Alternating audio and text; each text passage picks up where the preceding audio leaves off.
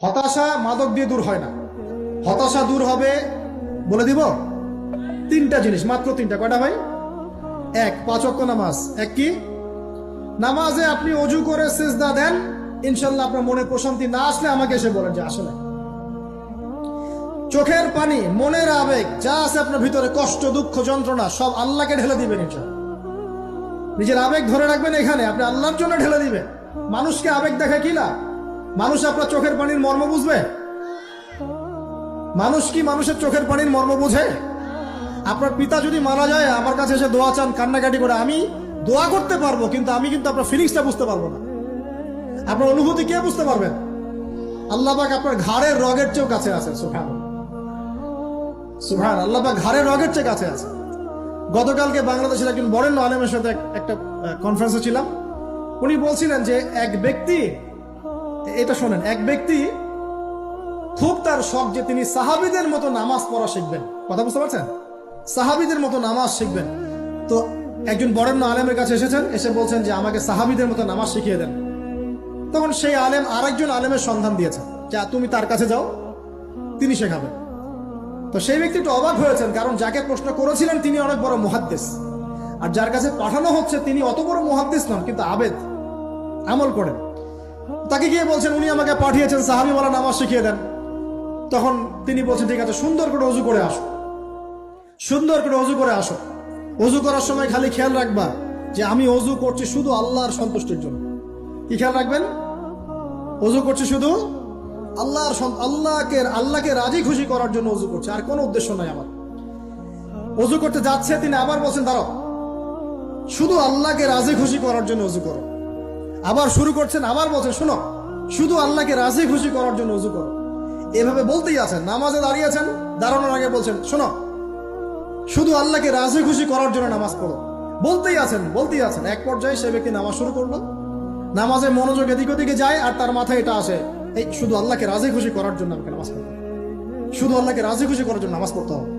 এই চিন্তা তার মনের মধ্যে ঘুরপাক খাচ্ছে, ঘুরপাক খাচ্ছে। এভাবে নামাজটা সে শেষ করেছে। শেষ করে চিন্তা করছে যে নামাজ তো পুরোপুরি মনোযোগ দিতে পারলাম না। বারবার মাথার মধ্যে এরকম চিন্তা আসছে, আল্লাহ আমাকে তো মাফ করে দাও, নামাজটা আমার মনে হলো না ঠিক মতো। তখন সে ফিরে এসে তার সে ওস্তাদকে বলছেন আমার তো নামাজ এরকম এরকম করে পড়লাম, কিন্তু শেষমেশ মনে হলো যে নামাজটা হয়তো কবুল হয় নাই, আল্লাহর কাছে খুব মাফ চাইলাম, আল্লাহ আমাকে মাফ করে দাও, নামাজটা মনে হলো না। তখন সেই যে প্রথম ব্যক্তি যিনি পাঠিয়েছেন তিনি বলছেন এটাই হলো সাহাবীওয়ালা নামাজ। তারা আল্লাহকে রাজি খুশি করার জন্য নামাজ পড়তেন, নামাজ শেষ করে আল্লাহর কাছে ইস্তেগফার করতেন, আল্লাহ কিছুই হলো না, কিছুই হলো। আমার কথা কি বুঝতে পারছেন? অতএব আল্লাহকে রাজি খুশি করার জন্য আপনি আপনার আবেগ, আপনার ইবাদত সব ঢেলে দিবেন, অন্য কারো কাছে কিছু পাওয়ার আশা করবেন। অতএব নামাজ আপনার মাদকের দিকে যাওয়া লাগবে না, নামাজই আপনার হতাশা দূর করে দেবে ইনশাআল্লাহ। 2 নাম্বার আমল হচ্ছে কোরআন তেলাওয়াত। যে ব্যক্তি কোরআন তেলাওয়াত করতে পারে নিয়মিত, তার মনের মধ্যে এই হতাশা, এই ভীরুতা, এই কাপুরুষতা কিচ্ছু আসবে না ইনশাআল্লাহ। আমি গ্যারান্টি দিচ্ছি আপনাকে, হতাশা আসবেই না আপনার মনে যদি আপনি কোরআন বুঝতে পারেন। কোরআনের একটা আয়াত নিয়ে কোনো সময় দেখা যায় 2-3 ঘন্টা সময় পার হয়ে যাচ্ছে, আয়াতটা ছেড়ে সামনে যেতে পারছি না। আয়াত নিয়ে কোনো সময় দেখা যায় 2-3 ঘন্টা সময় পার হয়ে যাচ্ছে, আয়াতটা ছেড়ে সামনে যেতে পারছি না। কোরআনের ভিতরে ঢুকলে আপনি দুনিয়ায় ভুলে যাবেন কি হচ্ছে আশপাশে। আমি এমন অনেক আলেমকে দেখেছি যে একটা বই, পাতলা একটা বই, আরবি বই নিয়ে পড়া শুরু করেছেন, যে ফজরের পরে জোহরের ওয়াক্ত হয়ে যাচ্ছে, বইটাই শেষ করতে পারেননি। বুঝতে পারবেন না, যখন আপনি ইলমের ভিতরে ঢুকে যাবেন, কোরআনের ভিতরে, হাদিসের ভিতরে, আপনার দুনিয়ার খেয়ালই নাই। একজন আলেম তিনি এক রাত্রে একটা বই লিখেছিলেন, চটি বই, এক রাত্রের মধ্যে। বলা হচ্ছে তার সম্পর্কে, বলা হচ্ছে যে রাতের খাবার তাকে দেয়া হয়েছে যে আপনি এটা খেয়ে নেন। খাবারটা পাশেই আছে, খাবারটা পাশেই আছে, খাবারটা খাবো, এটা লিখে খাবারটা খাবো, এরকম তার চিন্তা ছিল।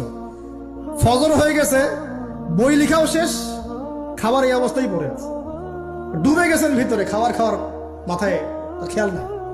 এরকম হয়। একজন মনীষী, বিখ্যাত মনীষী, রিয়াদুস সালেহীন কিতাবের রাইটার, সংকলক আল্লামা নববী রাহিমাহুল্লাহ, এরকম সারা রাত চলে গেছে, পাশে 2টা খেজুর, ওই 2টা খেজুর খাওয়ারই সময় পান। হাদিস নিয়ে গবেষণা করতে করতে করতে করতে রাত পার হয়ে গেছে। আমি বলতে চাচ্ছি, যখন ইলমের ভিতরে, কোরআন হাদিসের ভিতরে ঢুকে যাবেন, আপনার দুনিয়ার খেয়াল আপনার চলে যাবে ইনশাআল্লাহ। এই টেনশন, হতাশা, এই সেই বাদ। তখনই আল্লাহ পাক আপনাকে তার পক্ষ থেকে রহমত দিবেন, বরকত দিবেন, আল্লাহ আপনার দুনিয়ার কাজগুলো করে দিবেন ইনশাআল্লাহ। তখন দেখবেন কেউ আপনার দুনিয়ার ওই কাজটা করে দিয়েছে, কেউ ওই কাজটা করে দিয়েছে, কেউ বাসায় খাবার পাঠিয়ে দিয়েছে, আল্লাহ পাকই এগুলো করাই দিবেন ইনশাআল্লাহ। তো প্রিয় ভাইরা, মাদকে যাবো না আল্লাহর কাছে আসবো? 2 নাম্বার কোরআন তেলাওয়াত, 3 নাম্বার আল্লাহর জিকির। 3 নাম্বার কি ভাই?